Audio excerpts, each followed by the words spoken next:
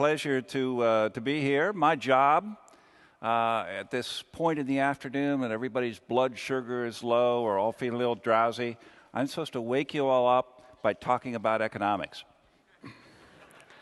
So that's a little bit of a challenge, but we'll see what I can do. And in fact, it's really great to follow Kevin, because 2 weeks ago, Kevin sent me an email. He said, hey, what's the value of search? What's the value of the web for finding answers to questions?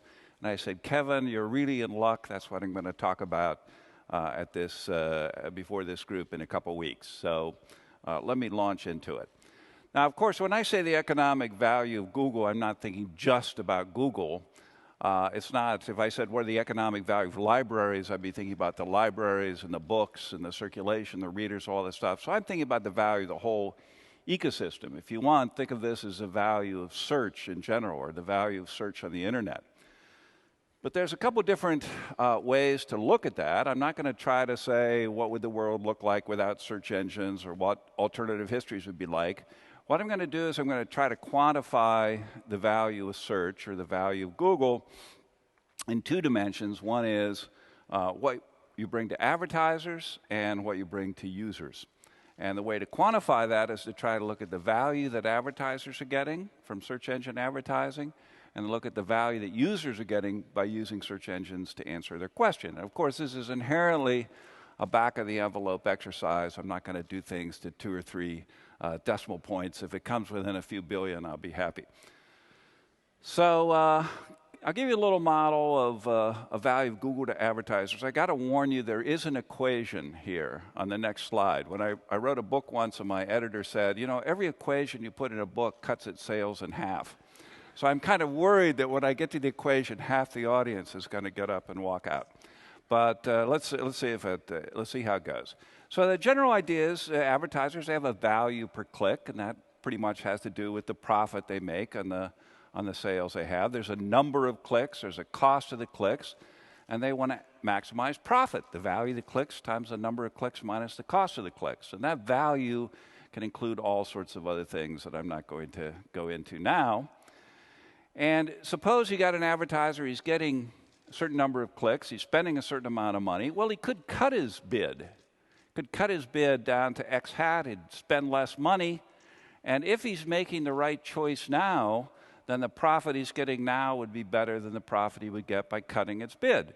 And as soon as you write down that statement, that the value of the clicks minus the cost of the clicks is at least as big as the alternative, then you get this nice little bound that says the value of clicks has to be at least as big as the incremental cost.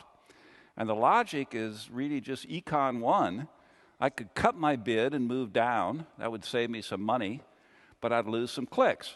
And if I don't want to move down, then the value of those clicks that I lose must have a higher value than the money I would save. So it's just looking at that comparison. I could do something different. If I don't want to do that, then I've got to have some inequality on the value of clicks. But how do you know how many clicks you get if you bid less in the auction? Well, you could experiment, or Google's got this tool called a bid simulator. And what the bid simulator does, it basically reruns the auction from last week, and it says what you would have gotten last week if you did something differently, just by going over and simulating what the outcome of the auction would be. So if you decrease your bid, you move down in the rankings, we can estimate how many clicks you get from being in that lower position, and then we can see how much you'd have to pay based on the rules of the auction, and that gives you a pretty good estimate of what the relationship is between clicks and cost. So once you get that lower bound in clicks, then you can kind of plug back into that value formula, the value of clicks times the number of clicks minus the cost of the clicks, and you can calculate the value-cost ratio. So that's like your ROI, your return on investment. And if you go through all that stuff, we have a few computers at Google, so we're able to do this calculation. And it turns out the value over cost ends up being 2, so somewhere around 2. And if you think about that, it says the ROI on that advertising is 100%. Well, that's crazy. I mean, how could you have an ROI that's 100%? That's huge. But the answer is go back and look at those auctions. Because if an auction is oversold, that's when you have a whole page full of ads, which on Google is 11 ads.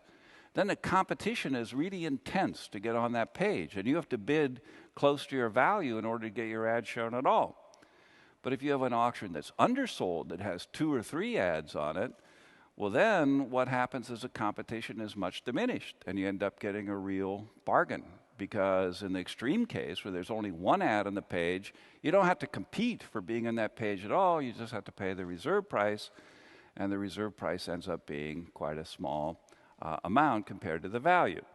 So it turns out that, in fact, this ROI is pretty reasonable, because only about 1/3 of the pages have ads, and only when you go to those pages, the average number of ads is around 4. So for most of the pages on Google, the competition isn't very intense. If you're selling an idiosyncratic product, kind of the long tail sort of thing, then you get tremendous value out of it. And when you go advertising over all those auctions that are very competitive and all those auctions that are not very competitive, well, this ROI is not too implausible. In fact, what happens is almost every advertiser would like to have more clicks at the price they're currently paying. So in general, you can, the constraint is in the number of queries or the number of things that people are asking, not so much on anything else. So now we've got an idea of how to get to the value of clicks, but that's not the end of the story, because you also get all those free clicks. You get all those free clicks from the organic search results. So if you look at that, it's roughly advertisers get about 5 times as many free clicks as they do paid clicks. And then you're getting back roughly 7 times what you spend if you look at the ad clicks, which you're paying for, plus your organic clicks. And what else do you want to add into this calculation? Well, the publishers are getting revenue from Google. That's the AdSense revenue.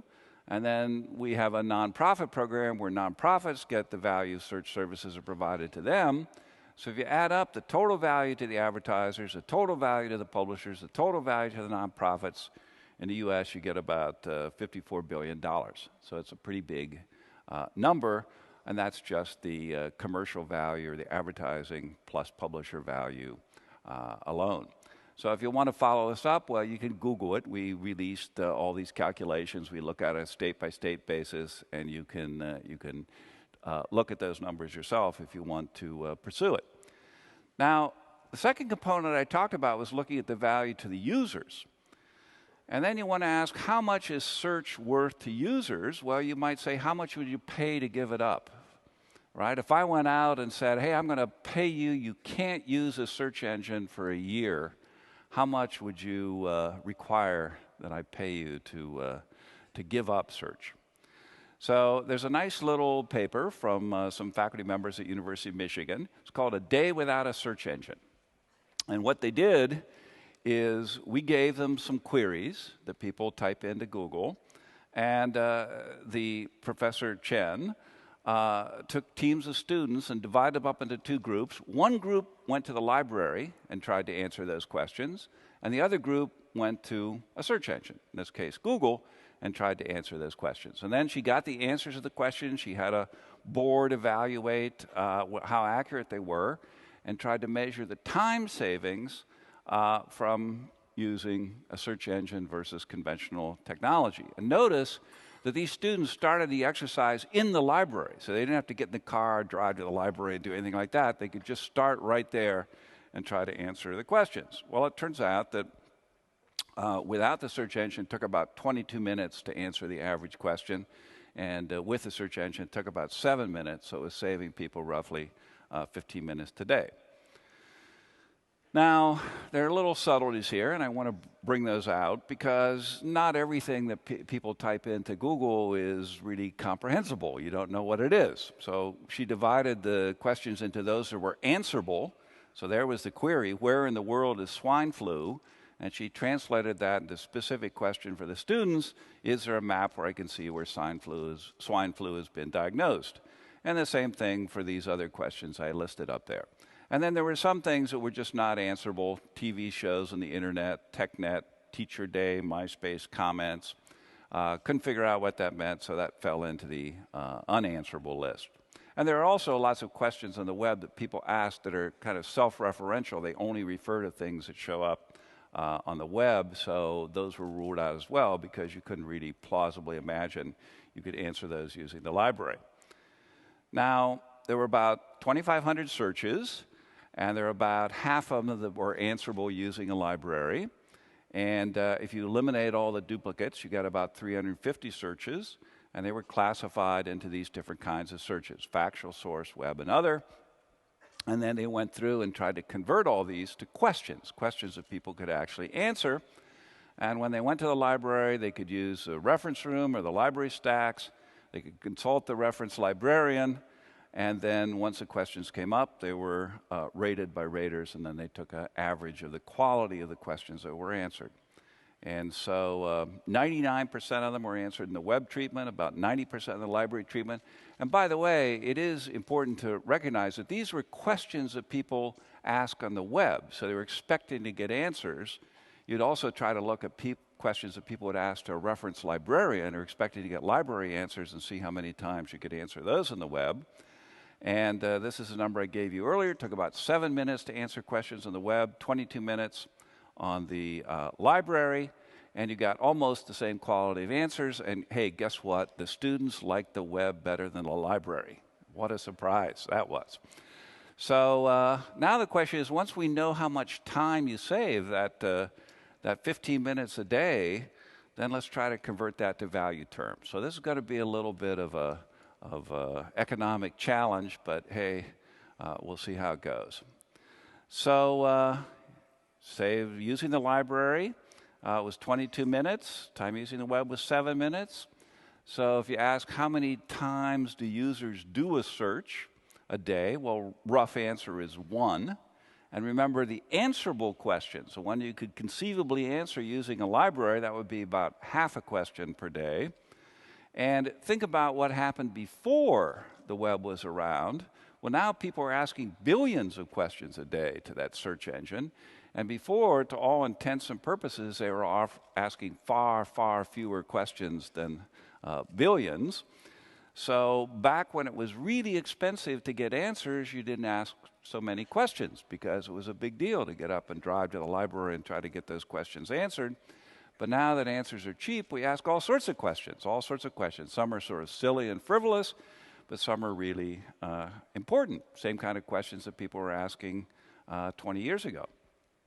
So this is what we call a demand curve for questions. When it took you 22 minutes to get an answer, you ask very, very few questions. And now when it takes us 7 minutes to get an answer, you ask a lot of questions. And if it took you only 3 minutes to get an answer, you probably even ask more questions. So we think of a little demand curve where we have price in terms of time on the vertical axis, and we have questions on the horizontal axis. And then what we try to do is we try to calculate what's called the consumer surplus, which is the value of those answering those questions, the time saved over what the technology was like in previous times.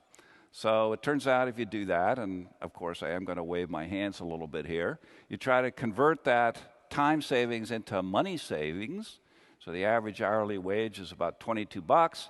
You're saving about 3.75 minutes a day. That's $1.37 a day. And just as a little gut test, ask yourself, would you pay $1 a day to use Google?